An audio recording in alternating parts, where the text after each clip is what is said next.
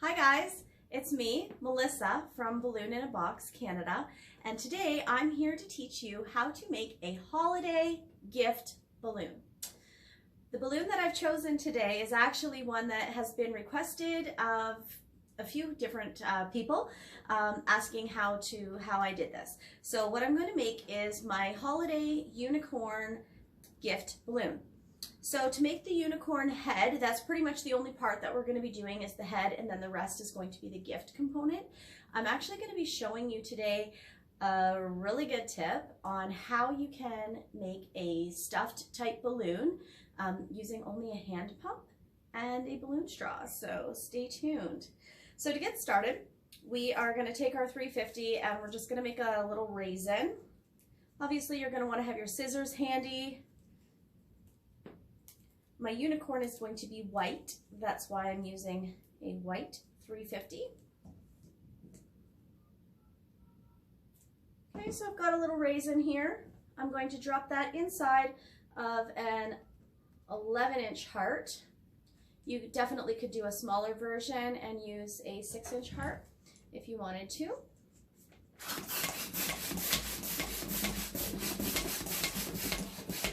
I'm going through fairly quickly only because it really doesn't matter what you have on top. You could use any of your favorite balloon creation and put it on top of the gift type balloon. Okay, so I've got my little heart. I'm going to give myself a lot of neck because this part I will need to tie onto the gift part balloon.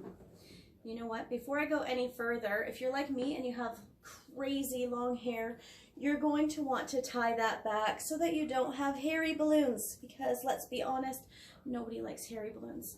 Okay, so now I'm just going to find that raisin and figure out where I want my ears to be. Nope, I'm going to backtrack a second because I need to make some ears. So I'm just going to take the leftover of that 350 that I made that raisin out of. Put some air in there. Basically, we're just going to make a couple loops here.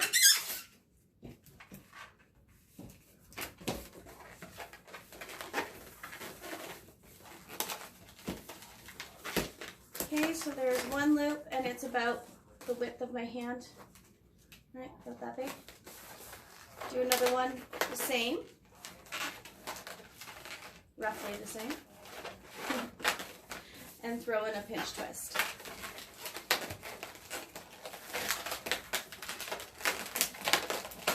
Now the rest of this I don't need, but I'm actually going to just cut it at the end because I can use the excess to tie around the raisin. Okay, so there's that. Now I'm going to find the raisin.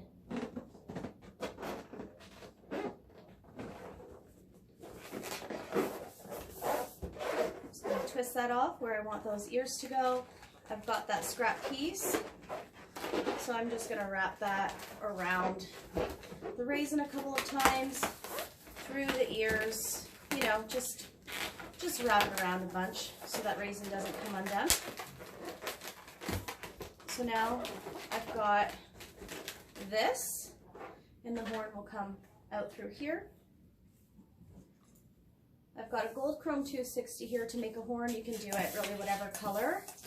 We're not going to use it all. Okay. So I actually like twist off in the end. So I have like this crazy long tail on it. And I tie it as close as I can to that balloon. And then I'm holding this and I'm just wrapping it around just to give a little shape to the unicorn horn. And then I just, you know, wherever I want it, I cut it off there. Now I'm going to tie these two pieces together so that it doesn't go all crazy and come undone. Okay, so I've got that.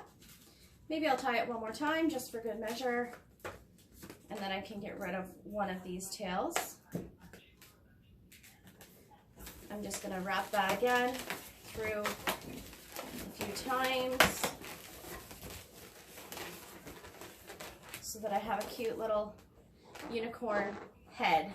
Okay, That's basically it for the unicorn, other than adding a mane to it, which I'll do afterwards. And then you can, you know, simple face. I just do like a little curve with an eyelash. So that, okay. And then you can do like a little mouth if you want to. I'm not going to worry too much about the face. This is more for demonstrative purposes. And like I said, you can use whatever type of balloon twisted creation that you want for the top. Okay, now to the part that you actually really want to learn, how to do a stuffed type balloon using a hand pump and a balloon straw. Okay, so I use obviously an 18-inch Qualatex stuffing balloon. This can also be done using an 11-inch if you want a smaller version. But what I do recommend if you're using an 11-inch is cut that neck so that you only have a little bit of neck. It makes it a lot easier when it comes to actually having to stretch that balloon out. See how I've done that? Like, I wouldn't be able to stretch it that far had I not cut the neck off. And then when it's time to tie it, you would just use a 260 to tie it off. But since I have 18-inch stuffing balloons, that's what I'm going to use because I really like how far I can stretch these. That's the big difference, is the neck size on this is way, way fatter than using an 11-inch. So you can actually like really stretch these very far. See that? So what I do is I get myself some candies. I've got some Airheads candies here and like a package of Jolly Rancher Sours. Yum. And all I'm going to do is I'm going to literally stretch this balloon, and I'm going to use little like lobster claws to just stuff things inside of it. Okay, so I've got this bag of candy.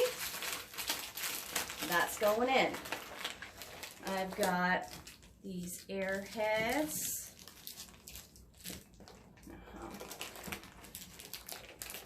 And that's going in.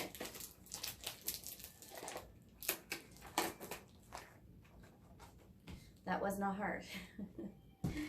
Now, I also like to start with one 5-inch round. I had to think there what the heck that balloon is called. Because I often put 5-inch rounds with it just so that it looks like it's more than it is. And we'll do maybe like 4 pumps. 1, 2, 3, 4.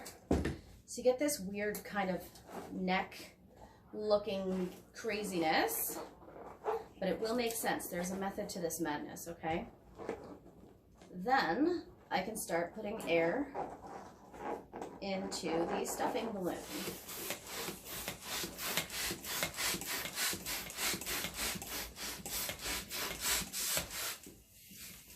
Also, I should say at this point, if you want, you can kind of squish the candy out a little bit, like that Jolly Rancher bag got kind of squished. So if you want it to be more open, the balloon is quite flexible because it's not even close to being fully inflated.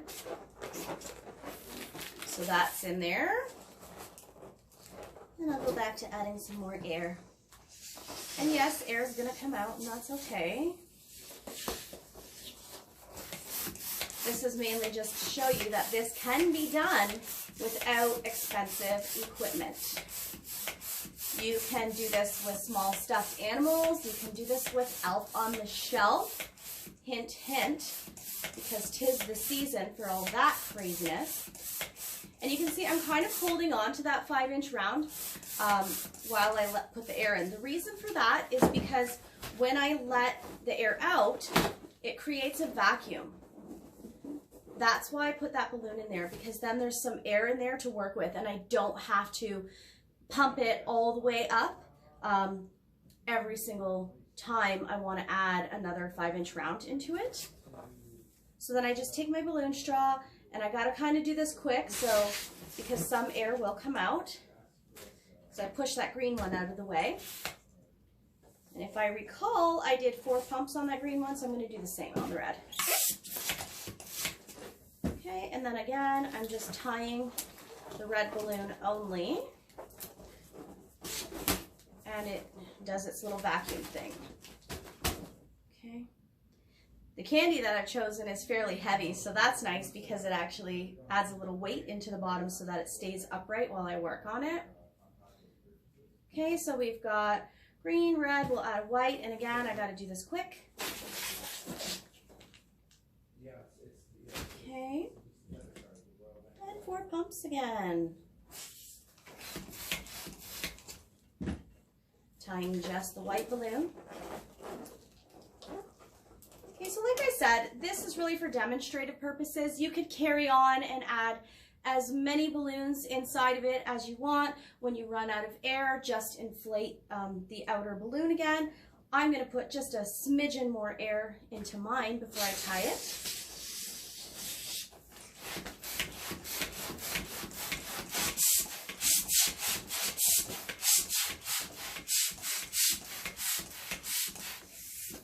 Okay, I do like to keep it fairly small though, so it's nice and squishy. If you make it too big, the likelihood of it popping definitely increases. So I'm just going to tie this off. Okay, leaving again a little bit of a neck here.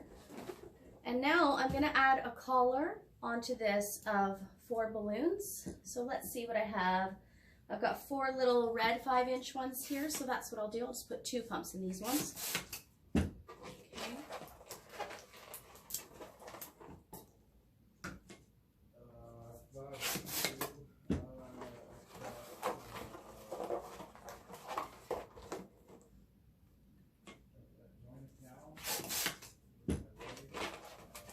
I really hope that you're liking this, and I cannot wait to see what types of balloon creations you make and add on top of yours.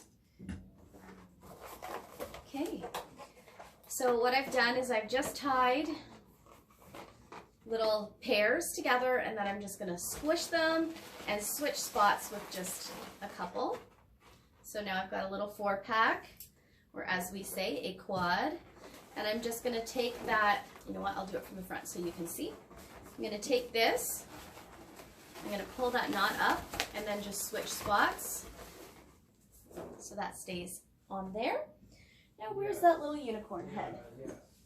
Now we've got our little unicorn head. So again, we can just take this and just wrap it through, figure 8ing all around. There's not really much rhyme or reason how.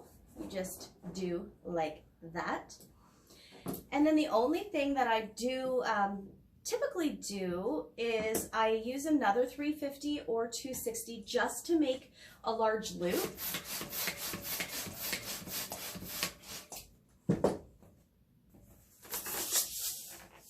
And I do this so that the balloon will sit on top of this loop, and then it kind of eliminates the whole wobbly thing that we have going on here.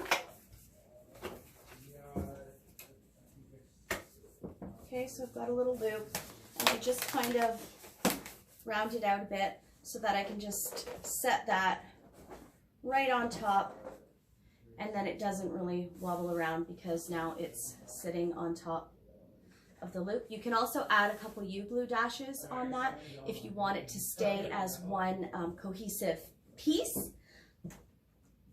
And that, in a nutshell, is how you do it. I actually don't have any red or green 260s right now on my table, so I think I will stop here.